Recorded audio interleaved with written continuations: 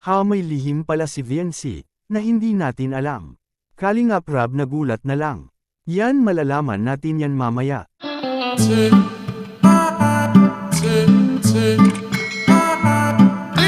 Isa namang mapalang araw sa inyong lahat mga kalingap, sana po ay lagi kayong nakasuporta sa aking ginagawang reaction video.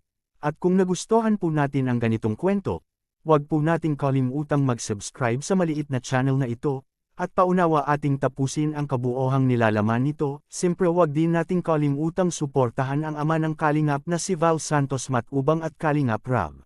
Ilihim pala itong si VNC mga kalingap na hindi niya sinasabi sa atin, pero bago natin simulan, alam natin na si VNC ay matahimik na bata na sa simula pa lang na ating nakikita ito, sa video kay Kalingap Rab na isa lamang simpleng tao na masiyahin mga kalingap. Ngunit nang ito'y naitambal kay Kalingap Edo ay lumaki ang kanyang pinagbago ito, lalo na sa kanyang hitsura ngayon na mas malayo na sa noon mga kalingap na mas lalo itong gumaganda, kaya minahal na mga viewers at fans itong si VNC, ay dahil sa kanyang kabaitan na binabalik kay Kalingap Rab mga kalingap, kaya lalong bumabango ang kanyang pangalan ngayon sa Team Kalingap, dahil magaling itong magdala sa kanyang sarili at sa kanyang ka-love team ngayon mga kalingap. Na ito naman ang kauna-unahang nagkaroon siya ng ka-love team sa tanang buhay niya. Kung ating titingnan itong si VNC mga kalingap, ay hindi pa ito nagkaroon ng boyfriend o crush man lang, kaya kung sino man ang taong magustuhan nito ay maswerte talaga kay VNC mga kalingap, sapagkat maaasahan po ito at mapagkatiwalaan ng labis, na tulad na lang kay Carla na isa ring mabait at mapagkatiwalaan ito sa lahat ng bagay. Sa kabilang dapol naman kaya ang inililihim ni VNC mga kalingap, na kahit si Kalingap Rab ay nagulat talaga sa kanyang nasaksihan, di kaya tungkol ito kay Kalingap Edo mga kalingap. Na alam naman natin na parang nahulog na ang kalooban nitong si VNC para kay Kalingap Edo.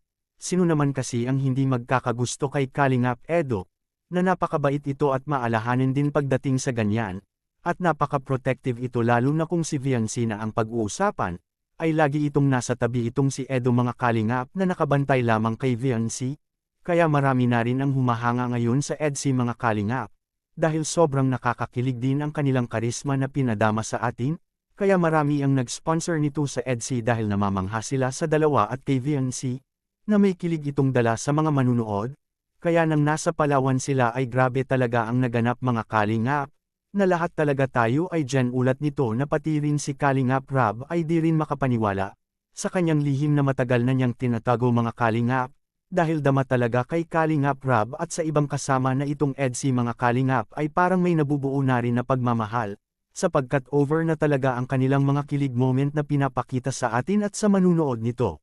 Kayo mga kalingap anong masasabi nyo sa EDC ngayon, na may nabubuo na sa dalawa? Please comment and God bless us all.